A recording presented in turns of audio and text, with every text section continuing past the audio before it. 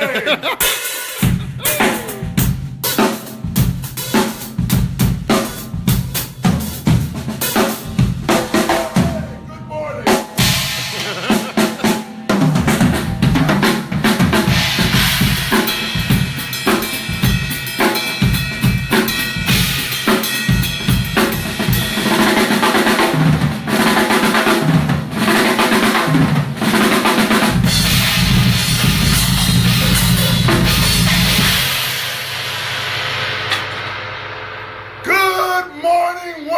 Folks, welcome inside the studios, Dom Famularo.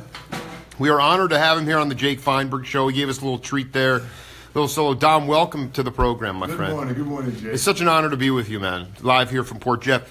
You know, this is a little. It just kind of popped into my head before I came in here. I spent a lot of time talking about Miles Davis. Yeah. Okay. And Freddie Hubbard gets a lot of press too. But I wanted to talk to you about two trumpet players and see if you get your opinion, if you ever played with them, but also their legacy, because they often get left out. One of them is Blue Mitchell. Oh. The other one is Woody Shaw. To me, when I hear sometimes when they play in the upper, you know, it seems to me that it takes the rhythm to a new level. But I wanted you to talk about the legacy of Woody and Blue, because I think in some ways, like where Miles brought a vibe.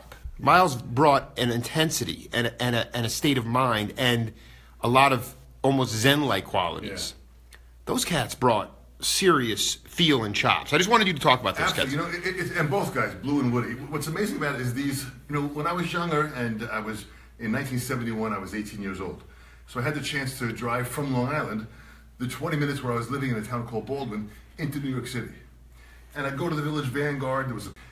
There was, you know, Buddy's Place. There was so many great jazz places that we'd go to hear these with my friends, and we'd go to the audience and we'd listen to these great players all the time. And every time we'd go to hear Blue or Woody or any of these great players that were in the New York jazz scene at that time, they just, every show was different. Every set was different. Every tune they played. So these were musicians that were so dedicated to being different all the time. And even though they had a certain style and a sound, you would guarantee when you went to one of their performances. We got Sidran. People are joining in left and right here. Dom, but why were the sets always slightly different? Was it that they were they reading from charts? Why did it always? Why is it formulaic, or to a degree? Not everybody, but you go in now and you hear stuff. But with them, it was always, the tempo was slightly different. Yeah. Always. How can you square that? I had a chance to sit in for a friend of mine at a jazz gig. He got sick on drums, and I got called to play this jazz gig.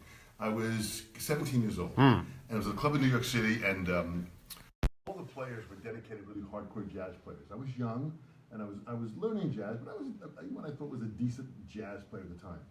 I get called to the gig, and I go in there, and as I'm playing, first tune, meet the guy, shake hands, hit it, first tune. And we start with like ornithology. And you're playing and you're burning, and the saxophone player turns to me and says, "Put more ride on my back." Now that's not a term that you would learn in a book. Ride on my back.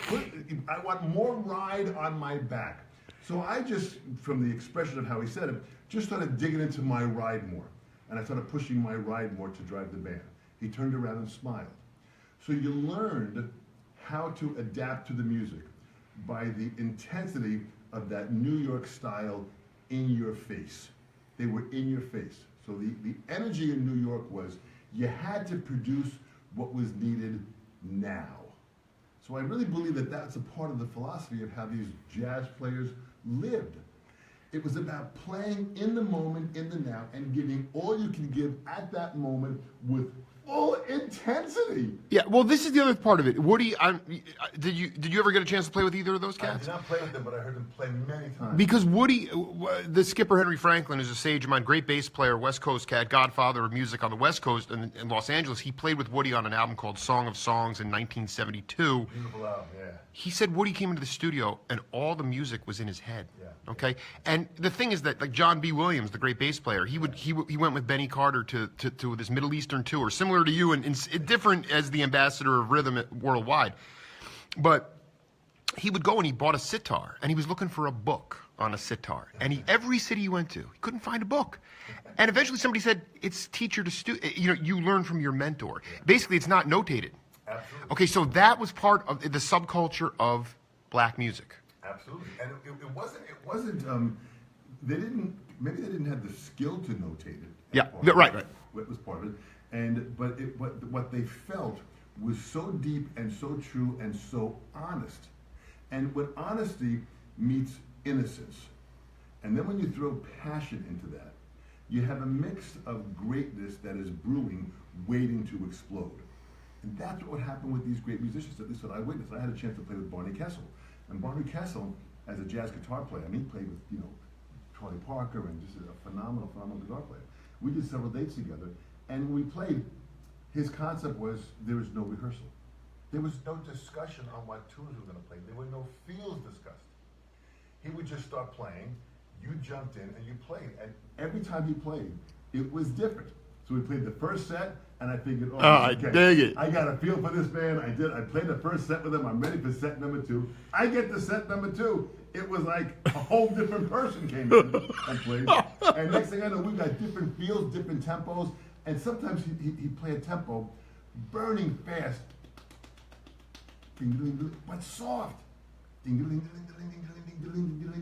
to bring your sound down, but you had to keep the intensity and the level of playing. So they pulled out of you greatness. If greatness wasn't there, they put it in you, and then they let it surface. How do you pull? Tell me, like now, just off air, Don was telling me about this relentless touring schedule. He's on the road all of July, the Ukraine.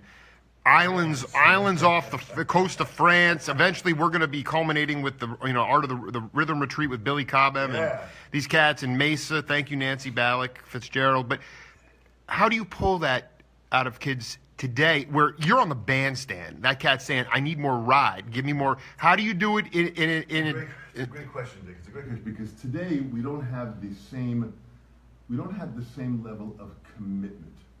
There was a great line in the movie Saving Private Ryan, when these great soldiers, based off of a true story, went to save this one soldier who lost his 2 brothers. And in the war, when 2 brothers pass away, you take the 3rd brother out of the war, so a mother does not lose all 3 sons. Absolutely. And in this movie, they go with there, and these soldiers that came to save this Private Ryan finally got him. They said, but in saving him, they all lost their lives.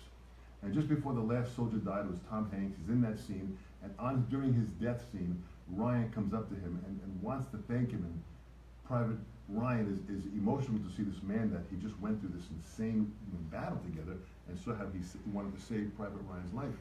And Tom Hanks, the corporal, as he was dying, looks up at Private Ryan and says, "Earn this. Earn this." So we sacrificed, earn this, which basically means lead a good life. Go out and do it. Make it happen. And make us proud that what we've sacrificed, you can take this to the next level. Right. That's what our next generation of young musicians need to understand. I always say, in my little humble career, I have been standing on the shoulders of giants that I've met, and I've learned from them, and I feel I have to earn it, so I have to keep on pushing myself to constantly learn, to be a constant learner. And that's what I try to teach with this next generation. If they can be a constant learner and learn.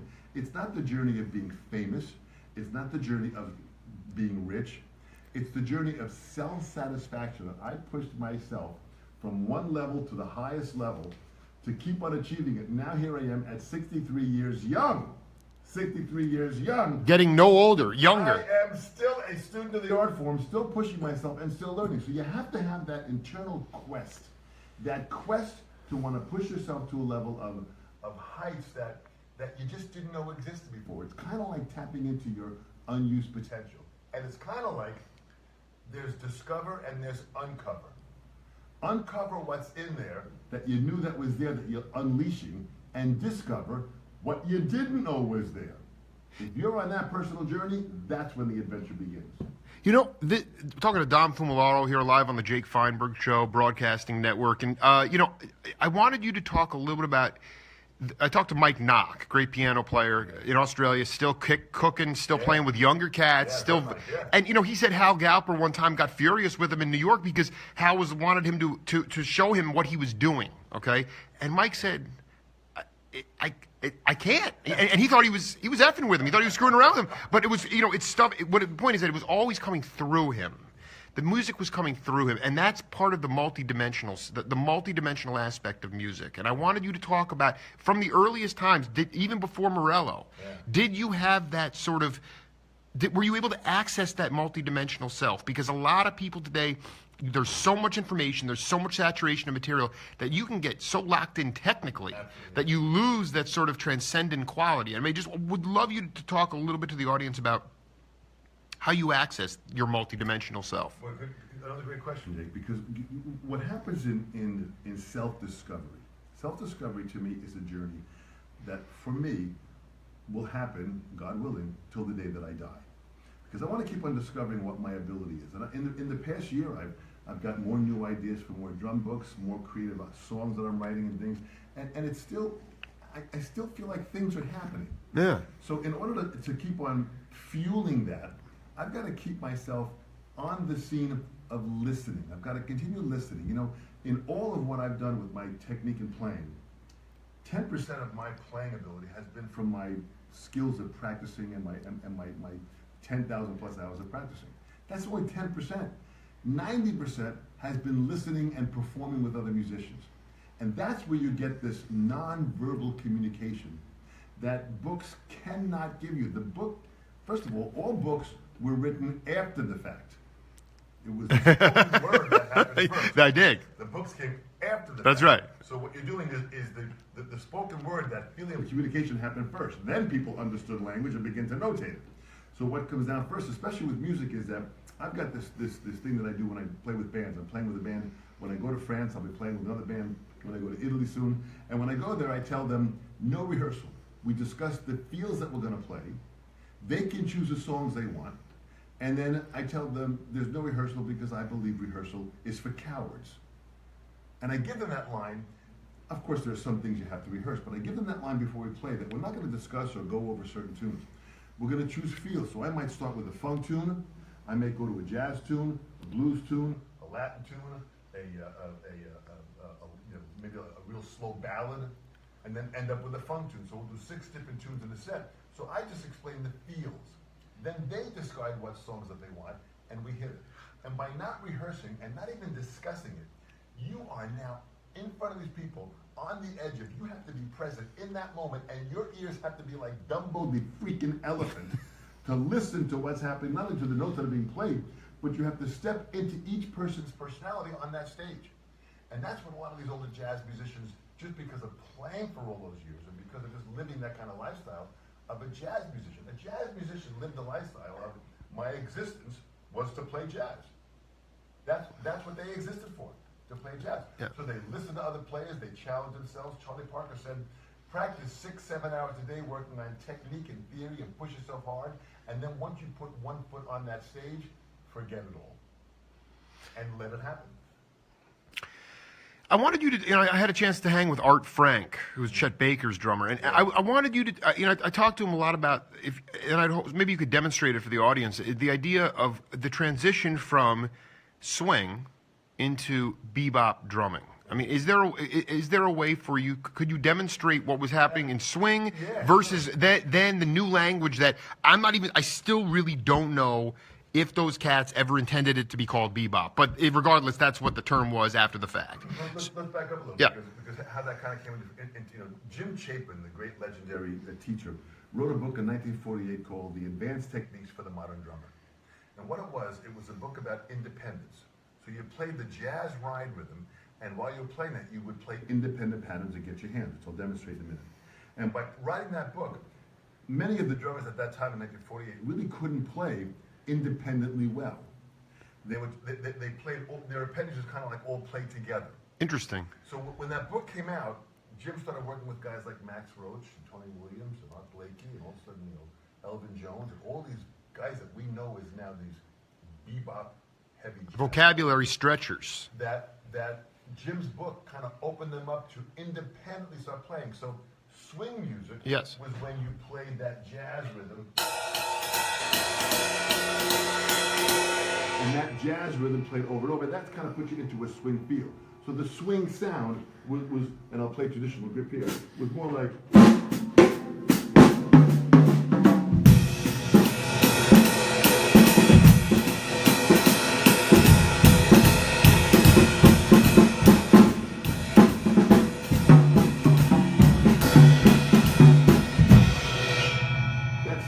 That just jazz feel. It was swinging, and you played that jazz. Now that's out of the four-way Chapin. Is there any ways that are going there? Is it just one way or two ways, or? It's kind of playing. You're playing an ostinato with your right hand. You're playing your left foot on 2 and 4. I was playing my bass drum in quarter notes and allowing my left hand to dance. So watch what happens. I love it. 1, 2.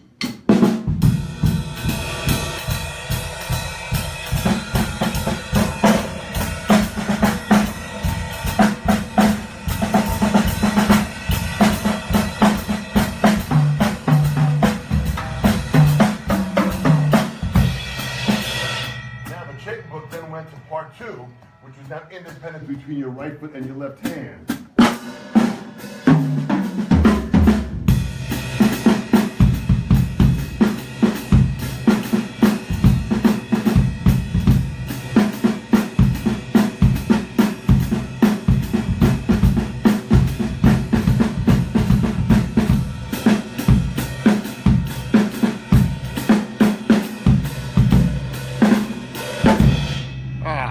Now you open left foot and right.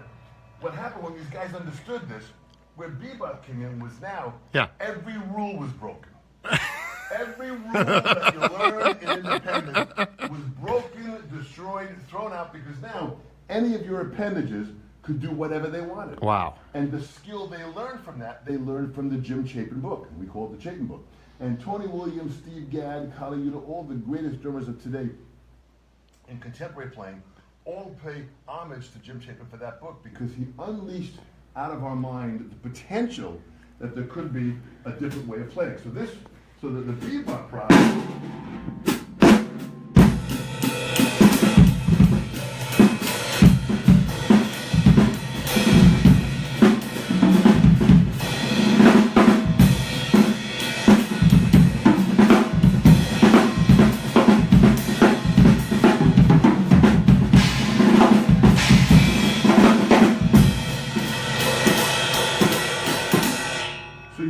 You'd have a little bit of sensibility, then you'd step out, and you didn't know where you're going, then you kind of come back in, and they would find that. And Tony Williams sometimes would just play quarter notes and just be here.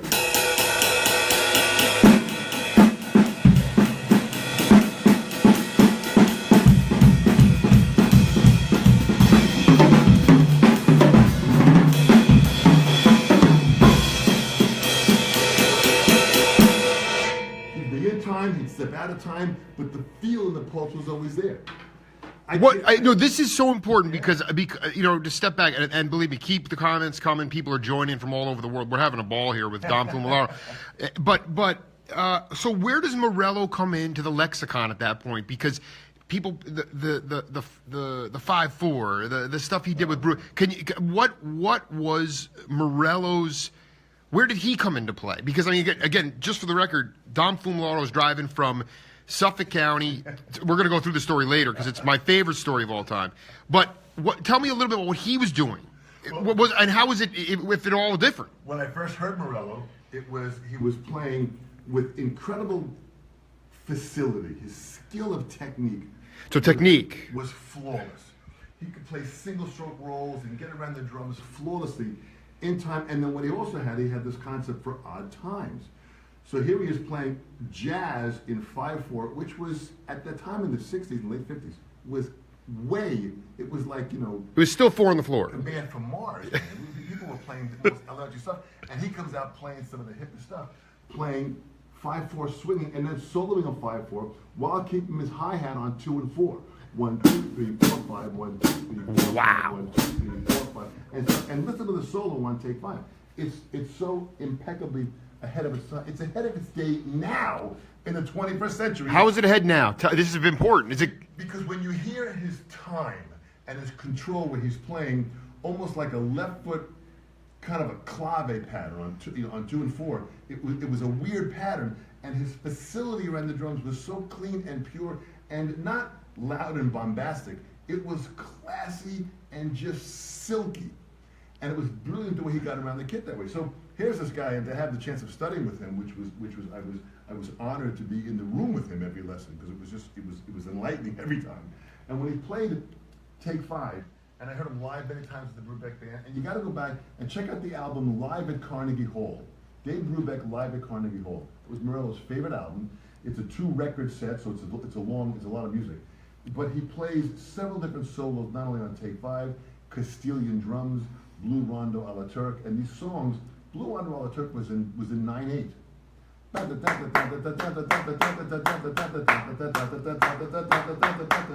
was 9/8. Who the hell is playing 9/8 playing jazz? Right. So these guys broke all the rules, and what Morello did is he took a certain sophistication of technique and put it inside the music. That not only was it just playing time, but now you really had to have facility to be able to play that way. And he broke more rules, and the personalities of these great drummers that just kept on breaking rules. They just kept on breaking rules. It was funny, when I started playing double pedal, I had gone through the book Stick Control with my feet. And I started doing things with my feet back in the late 70s that I was doing with my hands. And that kind of opened up this way of, whoa, what's going on here?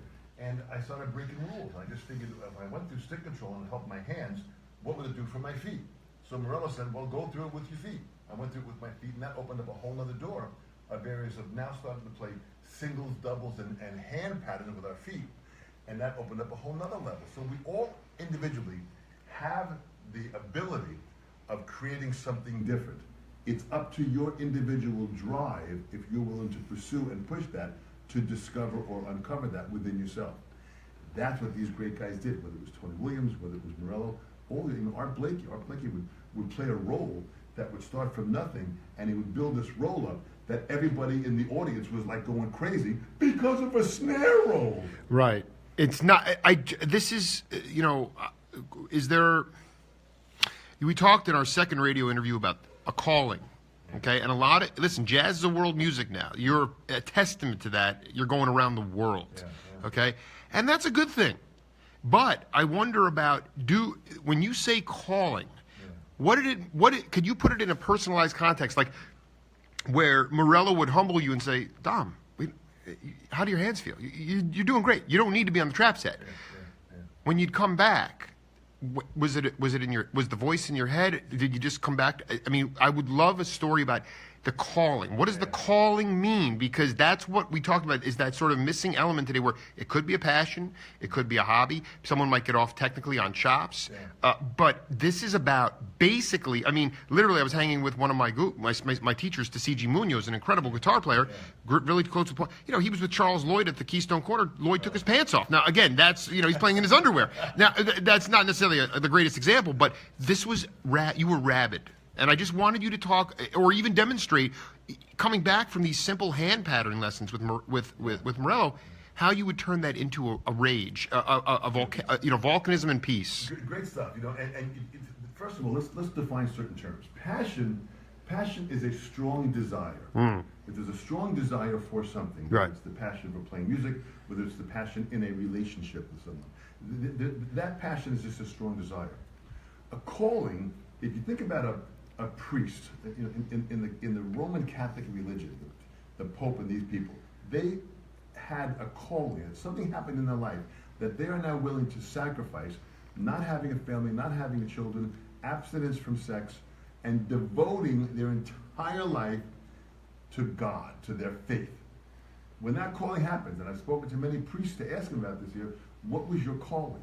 And each one has this deep story where they were visited by some greater presence, something happened in their life, several instances happened at several different times, that there were messages that were so powerful, they just made the commitment, they saw it as their calling. So in music, it kind of happens the same way.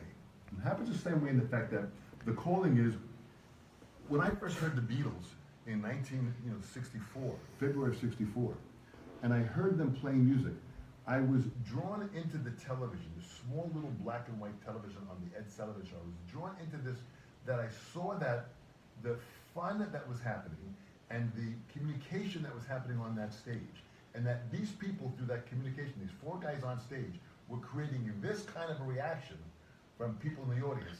I said, I think that's my thing. I think that's what I have. Were they getting off on Ringo's time feel or the lyrics? I mean, I'm again, this is before my time. Think of the combination of it all. What Ringo laid down was simplistic but correct for what it needed for every song. the chord structures of the song were laid down in a way that were just so comfortable that people could relate to the sounds and the vibrations that they were getting.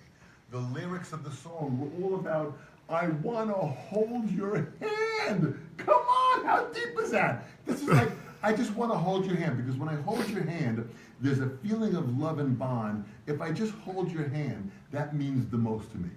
So as simple as those words can be, I want to hold your hand. She loves you, yeah, yeah, yeah. Yeah. She loves you. How many would come out to say that? She loves you. My wife, I wake up, I look at her, and she loves me. This is an incredible feeling I celebrate every day. So with that process, the celebration of what a calling is that you are celebrating this feeling every day. It's freaking 9:40 in the morning. I'm up at 6 in the morning, and I'm cranking up, coming down to live my passion, because my calling is saying, continue. There's something that you can do in your life that might be able to affect people and change lives to a much more powerful level. So what I felt from Morello in those lessons, or Chapin, or Shelly Mann, all these great, great teachers, what was amazing about it, Al Miller, a local teacher here in Long Island, Charlie Perry, Ronnie Benedict, these were guys that all of them in my life came into my life and kept fueling me with this positive direction that I had something. Yes. I didn't know what I had. Right. I'm not even sure they knew what I had. But they saw something in me that was unique and different. I do that with every one of my students that come in here are unique and different, and I try to give them that same fuel. So by me getting all those different feelings and vibes, that I started to see as my calling. When I went out to perform, and I saw people moved by me performing, and I was with this band doing what we were doing and playing, I saw the reaction. And the reaction was people felt joy from my effort of holding wood in my hands, striking metal and plastic, and making noise. That's what I do for a living. How do I get paid? Is when I organize the noise. Very important situation. Okay, we got Ben Sidran checking in here with John Hendricks. Everything you can do, you can swing, you can walk down the streets singing. Okay, intensity, and that to me is like, I think it's just important to when you're coming up. I mean, you have a ton of stuff going on in July before the rhythm retreat. Yeah. But I mean, can you talk about the idea of playing melodically on the drums, not just keeping time, but playing the song? My favorite, I love the Grateful Dead. Bill Kreutzmann was hugely influenced. Billy, if you're listening, I mean, he was hugely influenced by Morello because of what you just said. I mean, the Dead played in a lot of on-time signatures. They weren't even real professional musicians per se, okay? But 9/8, you're talking about this stuff. But they played the song. Yeah. Can you take any song you want? Can you demonstrate how to play melodically on the kit? Absolutely. And think of this. And let's go back to Morello for a second. Yeah. There are recordings. One of them is called Shortening Bread. Shortening Bread. Listen to Morello shortening. Not It's About Time. It's About Time. It's About Time was the first one, but there's a song he played called Shortening Bread, where he plays the melody. And he plays this very simple shortening bread melody on the drums. And it was the first time I started to hear a melodic sense of playing. I have a Yamaha acoustic piano in my house. Little baby grand. I have this piano, and I love sitting at the piano and learning about theory and playing, because on the piano, which it happens to be a percussion instrument. Yes. And Ben is right. There's got to be intensity, because there is jazz and feeling everywhere. So when I sit at the piano, I might just be playing subtle chords, but in my head it's swinging, and I hear a big band kicking ass, and I'm freaking just playing piano at 5 o'clock in the morning, playing changes. And I hear screaming in my head at 5 o'clock in the freaking morning. We all have this. You gotta kind of let it go. So the piano, to me, is the first instrument that everybody should have access to. You can get a little synthesizer, you can get a little keyboard, Interesting. You can get a toy piano. Right. Have a piano, because that's what's going to start to give you more of a melodic understanding of a song. The changes, the form, the structure of that song. And once you have that now, when I play drums, I'm not thinking of this instrument from a rhythmical standpoint. I'm hearing, how can my part fit in to that music? And it might be playing a groove that might have more melody. I adjust my drums where I have 4 tom-toms, and I play 12 10, 16, 14. What do those numbers stand for? Well, it's a 12-inch diameter of a drum. Okay, get the diameter. 10-inch. Now, and it's those 12, 10, 16, 14. Most drummers, probably every other drummer, plays it in order, which means 10, 12, 14, 16. They play them in smaller to larger sizes. I reversed them, because when I reversed them, it kind of made me think more melodically. So instead of playing high to low,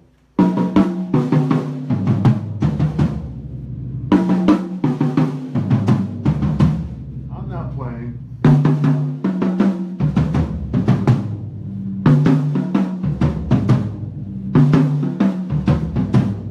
now if I do this, low up, be-do-dee-da. Well, so I got a melody that kind of opened up my mind a little. So if I did this.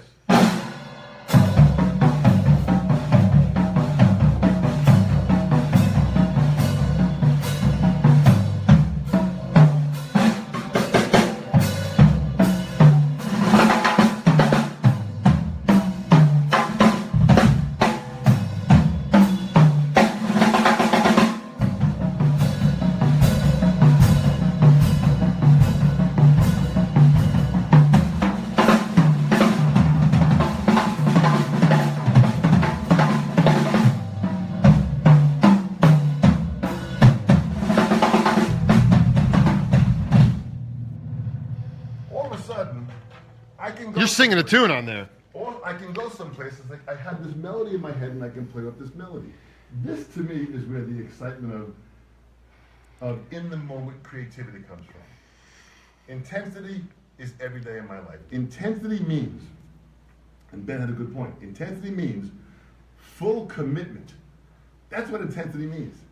As I'm speaking to you right now, at this hour, alive and to you right in your freaking home, you could be laying in bed with a cup of coffee. They are. A lot of people are. Bring it on. Here it is now. This is the babe. intensity of the moment. So to me, if I can bring full commitment to every moment, my alarm goes off in the morning, it tweets. It's got a little like, and I hear it and I go, I got another day. This is freaking huge.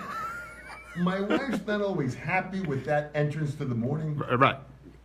But You're yelling in the you're getting her out of bed. I'm going, this is it. I've got another day. And to me, the essence of life, if we're going to get deep to purpose and intensity and passion and calling, what's the purpose of our life? To me, my purpose, my essence of life is very simple. To matter.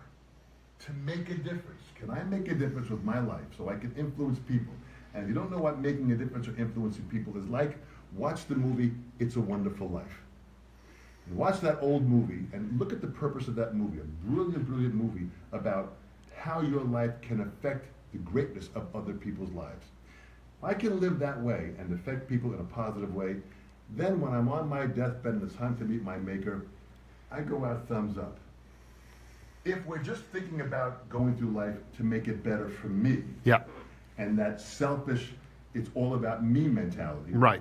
And that's where that entitlement mentality comes in. Well, I'm entitled to good things; it should come to me. No, you have to earn it. Like I said from the movie Private Ryan, Saving Private Ryan, you have to earn it. So when I was studying with Morello, when he gave me a pattern, they saw that I worked hard for it. Al Miller, Charlie Perry, Jim Chapin, Shelley Mann was a beautiful man, and they saw that I was earning it. Colin Bailey, who I took some lessons with. I love Colin, man. Cast your fate to the wind. It's just phenomenal. And all these guys gave me a little bit of information that kept on building on my. What did Shelley? I don't think we've talked. I don't know. I didn't know you were mentored by Shelley. Oh, Shelley was. In when did you get out? You went out to L.A.? 1976. I moved to California with a band of mine. Wow. I played out there for about a year and a half. Wow. And while I was out there, I took lessons with Shelley. And lessons with Shelley in '76. Oh yeah. You were already in your professional career at that point. I was playing with still band learning, still growing. A week. I was 22 years old at the time when I got out there, and I met up with Shelley. Shelley had a club called the Manhole, which is the Shelley Man, the Manhole, which is a great jazz club. And I go there all the time and meet Dizzy Gillespie, and my gosh, Chet Baker. Was the manhole still in existence at that point? Oh, absolutely, absolutely. Or Dante's was still there too? Dante's was there. I used to go see Louis with his big band, Louis Belson. Oh yeah, burning. The first time I went to Dante's, I had met Louis Belson. When I met Shelley Mann at this Dick Grove workshop, it was a school that was happening out in L.A., and I met Shelley there, and I wanted to take some lessons with him. Then Louis Belson walks in. I said, Mr. Belson, I'd like some lessons with you. So Louis goes, listen, I'm playing tonight at Dante's. Meet me there tonight. I said, I'll be there. So he said, meet me there at 7 o'clock. So 7 o'clock, I had the night off, fortunately. I go in there, it's a Monday night, and I'm looking, and there's nobody in there. And I come in the club, and there's a guy on his knees behind the drum set adjusting the pedals on the bass drum. So I'm thinking, oh man, let me go ask Louis' tech where Louis is. So I walk up to the back, and I go to the back of his double bass drum kit, and it's Louis. He's on the floor. He's not a tech. It's just Louis. He's putting his pedals on the bass drum. I said, Louis, what are you doing? He said, I'm putting my pedals on the bass drum. I said, well, where's your tech? He says, he's here, putting the pedals on the bass drum. He wanted to set up his own kit. Right. He wanted the feeling of having to touch it and feel it and put it together. These guys were all about getting to know their instrument before the gig. We go to the gig, he played phenomenal. I sat there afterwards, we went back to his house and met Pearl Bailey. It was just an insane day. The next day I go back and I'm taking a lesson with Shelley Mann. And Shelley Mann, who was a phenomenal jazz player, Stan Kenton, all those early albums. He was actually the other drummer. He played the role of Davy Tough in the Gene Krupa movie. Really? So when you go to see the original movie of the Gene Krupa, a movie about Gene Krupa, which was amazing, at the ending of the scene, you see Gene coming back from his career playing and having a great success with another drummer on the stage, and that was him playing with Davy Tough back in the 1930s, but playing the role of Davy Tough with Shelley Mann. And Shelley happened to play great on that show, so watch that movie too.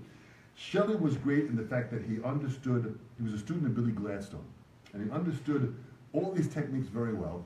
A brilliant technician at what he did, but he knew how to separate that technique when it came to playing. He just played. This is very important. That's very important. That's where the balance is, to know what technique is. Technique is it's only a tool. It's not a means to an end.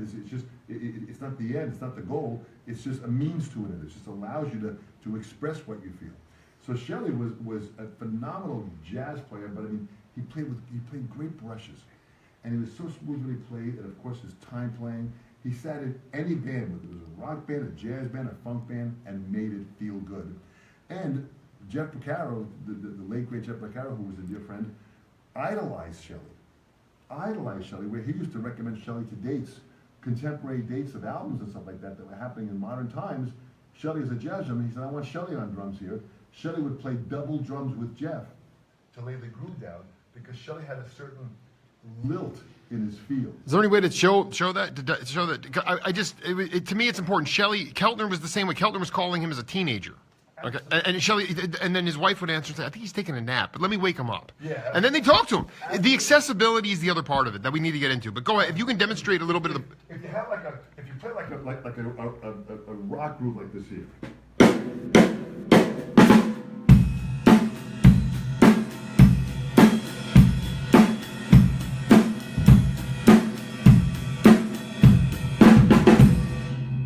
Straight rock groove, straight feel in the pocket. Right. Shelley had a way of making it sound a little bit bouncy.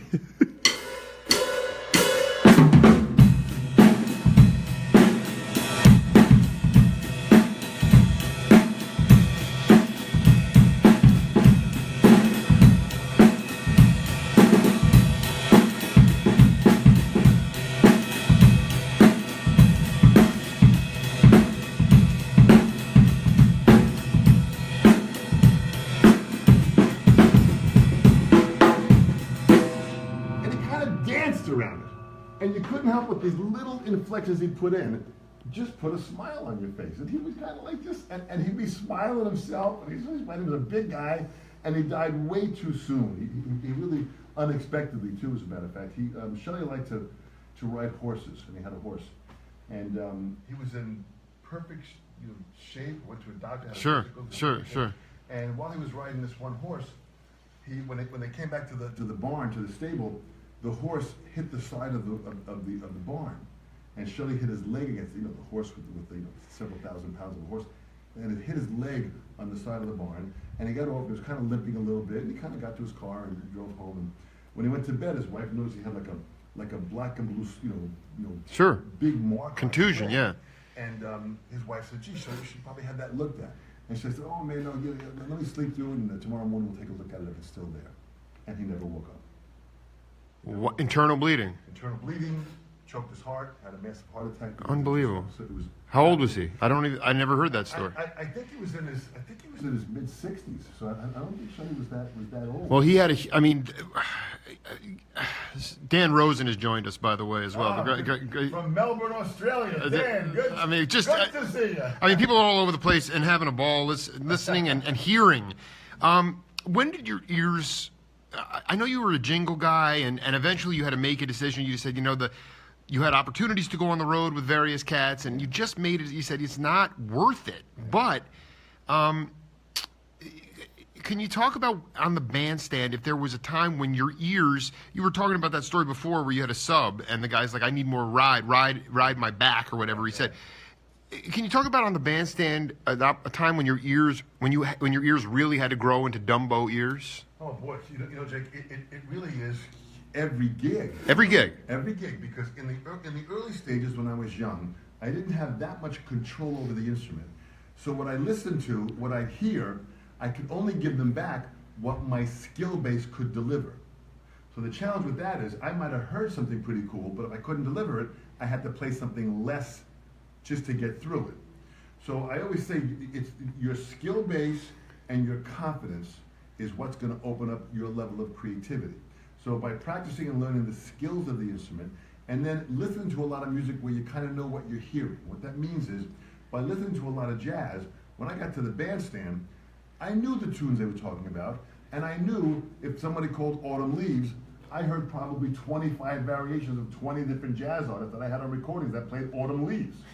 So not only did I know the song, I know freaking 25 variations of the song. So when they played Autumn Leaves, I had this big bank of resource of information of how I might want to interpret Autumn Leaves from that bank of 25 different variations that I had. So now I'm going there with great confidence. So when they're playing Autumn Leaves, ba-do, bo-bee, ba-do, bo-bee. So now I've got this feeling, it's like, ba-do, bo-bee.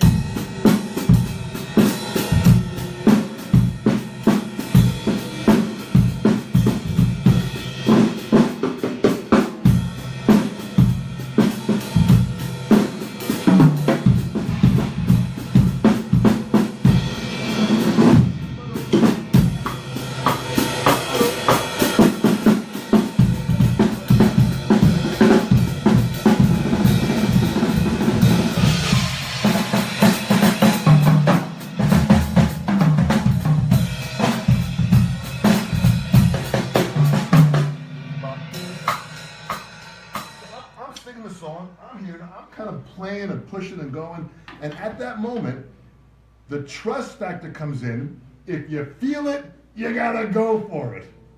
You gotta go for it. Right or wrong, you gotta go for it. And will you step all over your joint? Holy mackerel, my joint looks like a beaver tail that's been stepped on so much time.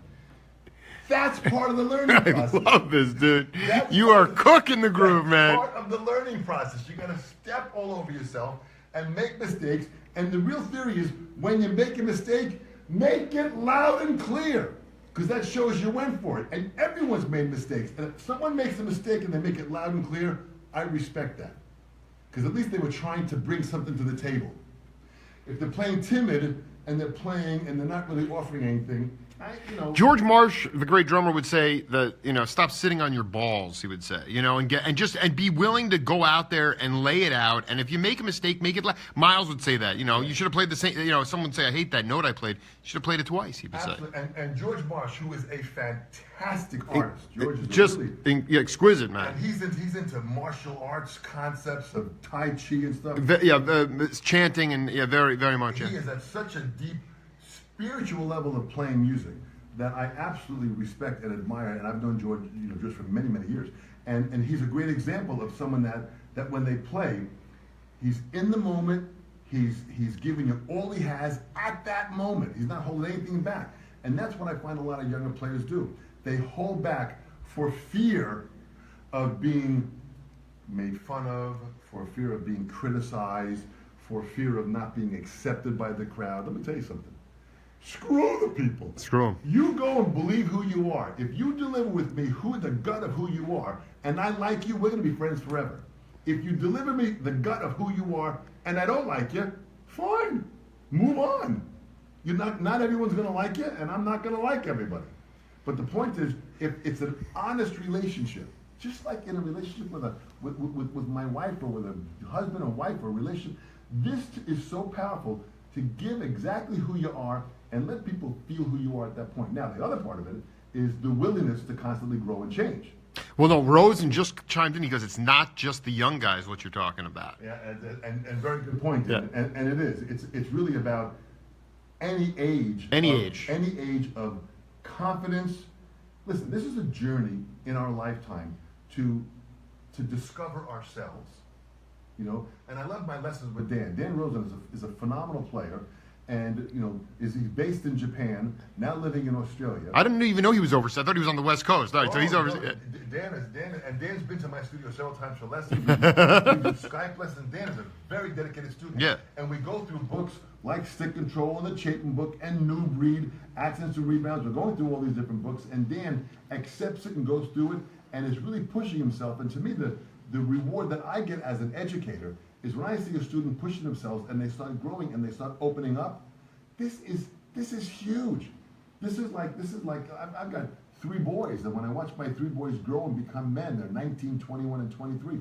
When I see them grow up and now they're in their lives, this is a high of I smile just when I see them. When I see my students, and whether they're on Skype or here in lesson, I smile because we're on this journey together and we're going someplace. From when we started to where we are now is a different place, and we're still going, and we're still completely putting challenges in front of ourselves that are helping us to move forward in our agenda to learn music.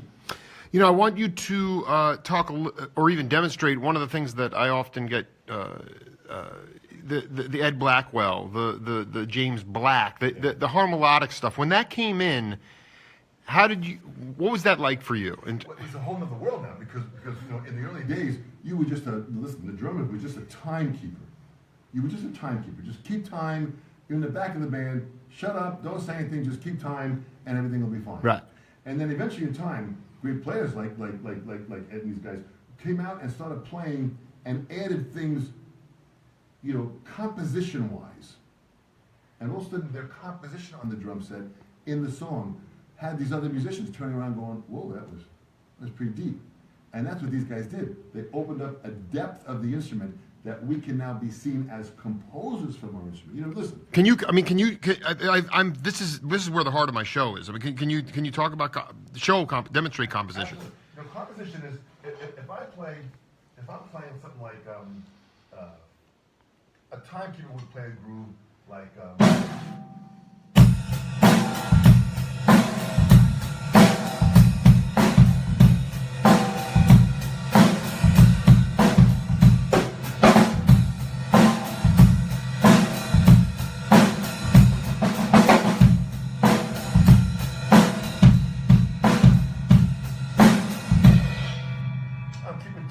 I'm laying the groove down, I'm playing a backbeat.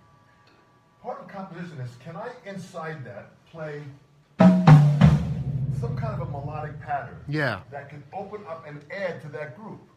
So I have, in the past 15 years, have started playing open-handed. What open-handed is now where I'm using my left hand on a left ride, and that frees my right hand to move around. I got this from Cobham. Billy Cobham. 59, Cobham started 59. Open-handed. 59. Remember, cross-handed is when I play this way on my hi-hat. I cross my hands are going to cross. And what Cobham did, who was a natural righty, he said, this is kind of annoying. So Billy changed to this and started playing.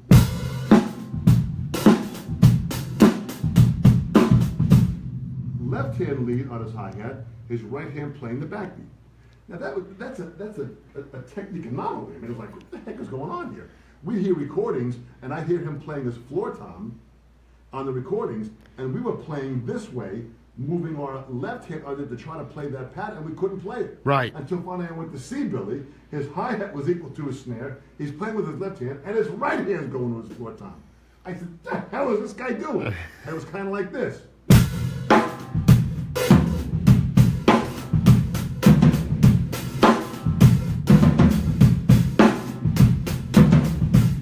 All of a sudden now, we're hearing the floor tom with the snare, the hi-hat still going. So he opened up the technique. So melodic playing, I find, happens even easier if I'm not playing my left hand on my ride and I'm playing my right hand on my backbeat. Instead of doing this, I free my right hand to get around my toms. So I can play melodic patterns on top of the groove like this.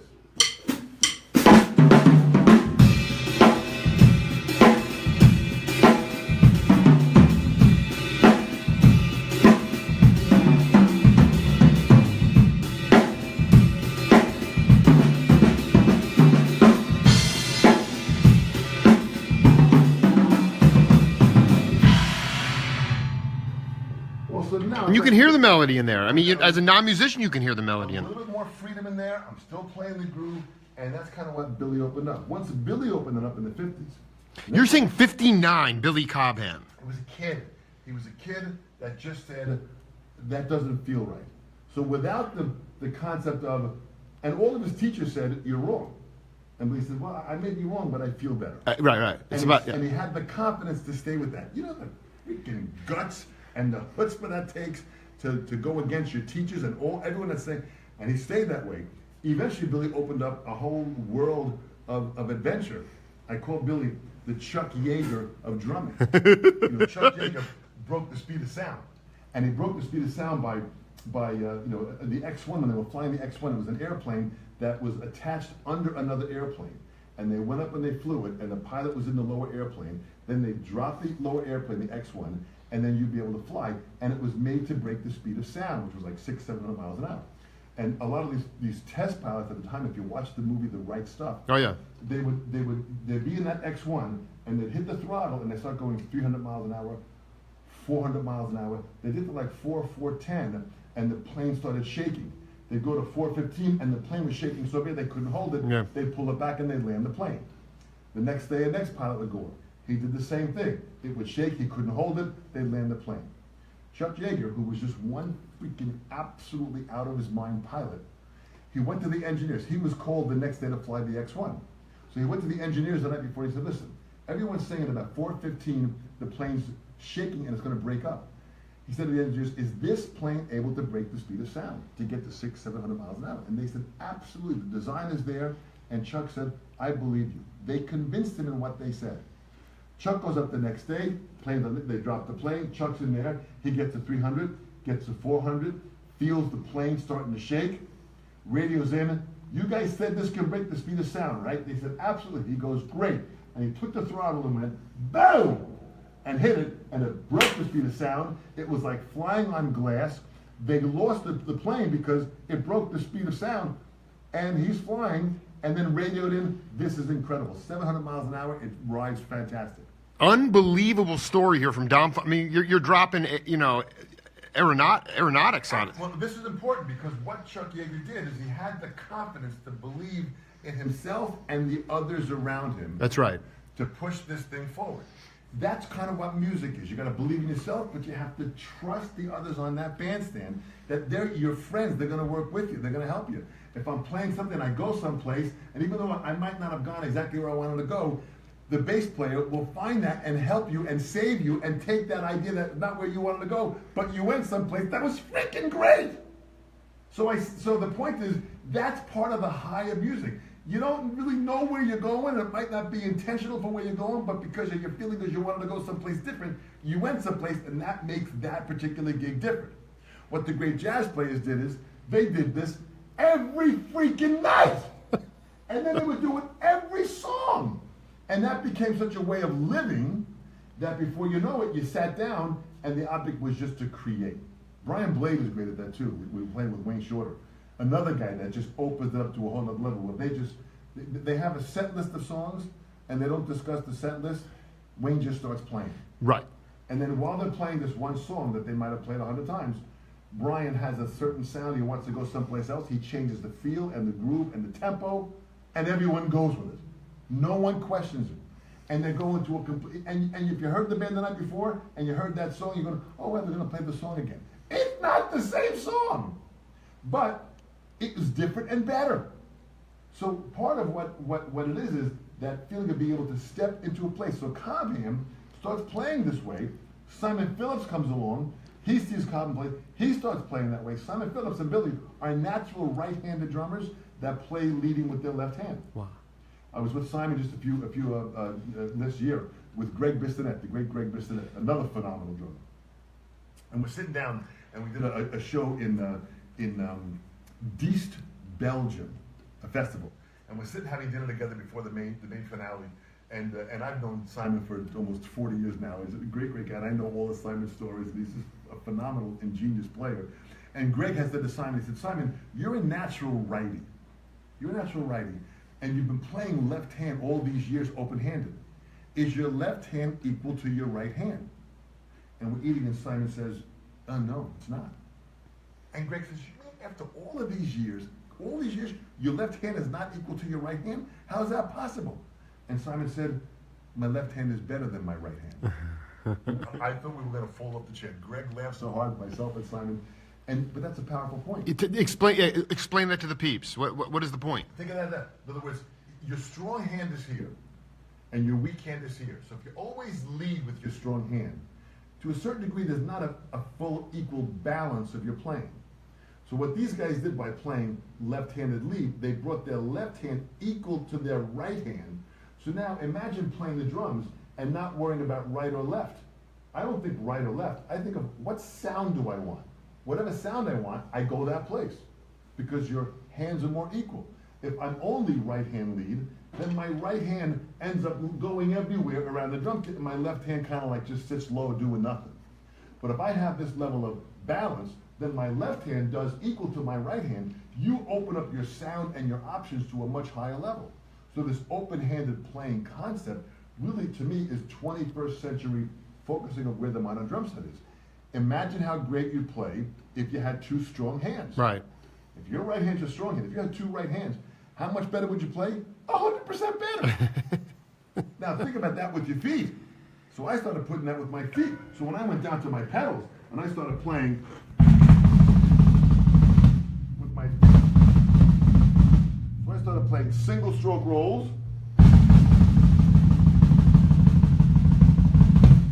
then double stroke rolls,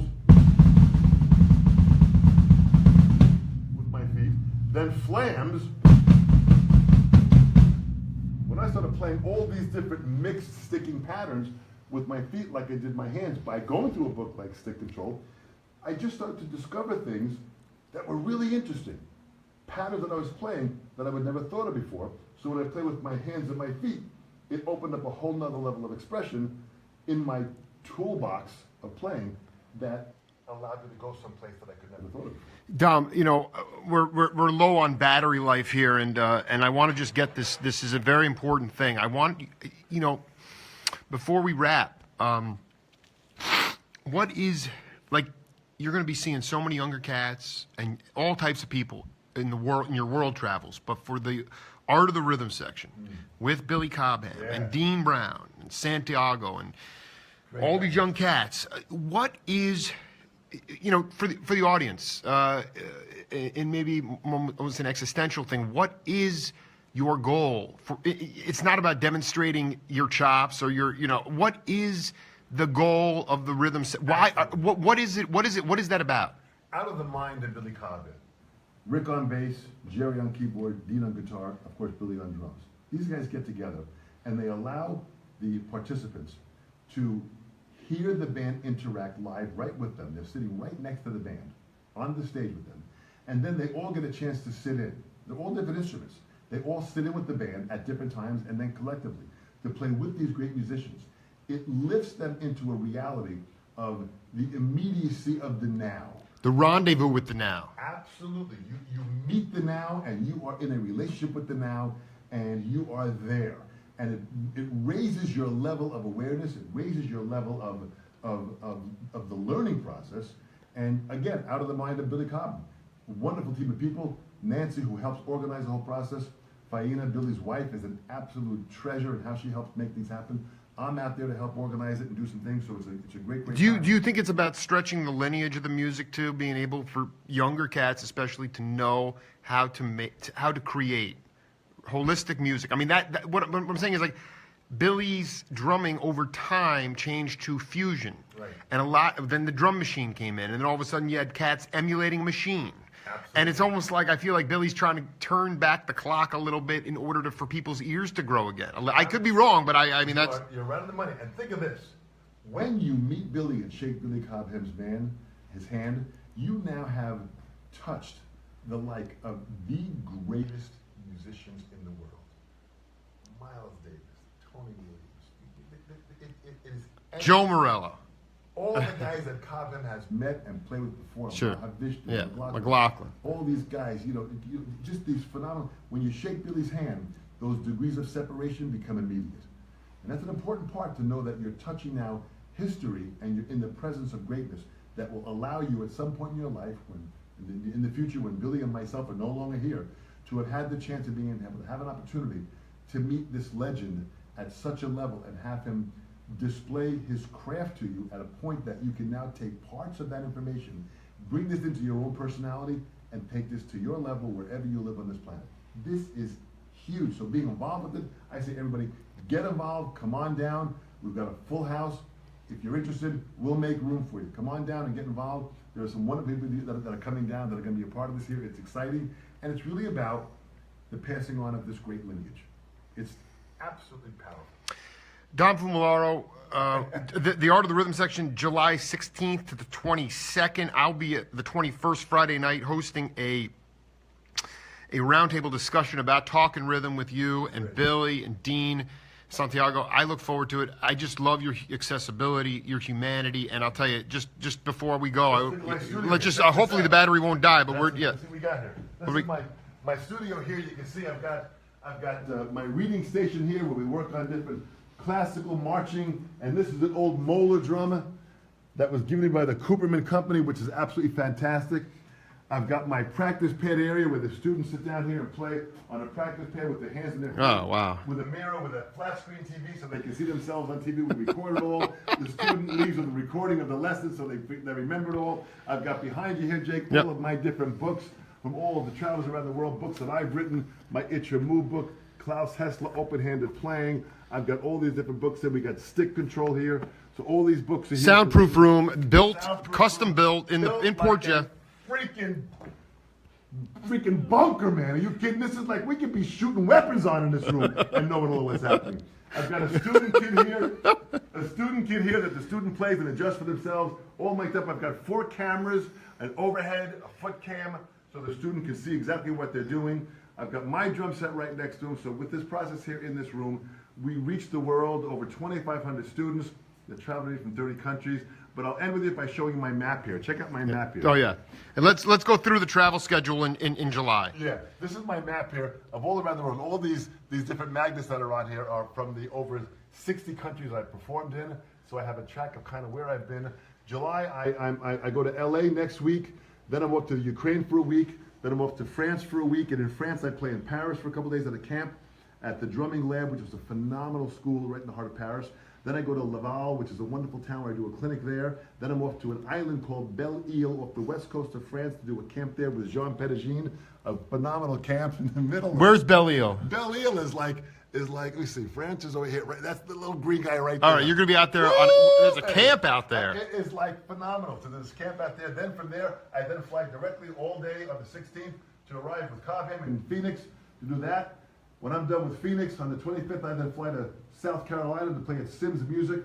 So the entire month of July, I'm on the road, hitting it hard at about 6 countries and 15 cities in the month of July. So I'm a little sick. I know that. I think it's actually a good sickness, dude. We don't advocate weapons at all. But I want to say, Dom, I love your passion, and then to back it up, to have that kind of time feel and burning desire to constantly create rhythm, absolutely essential in this age of what I consider to be somewhat inauthentic we're just living through an inauthentic time as it relates to, there's a lot of digital music, and I just want peeps and younger cats like my daughters to know how real rhythm is generated. And I really love you, man. I can't thank you enough. Thank you so much. And I say also, if they can, go to thesessions.org, thesessionsplural.org.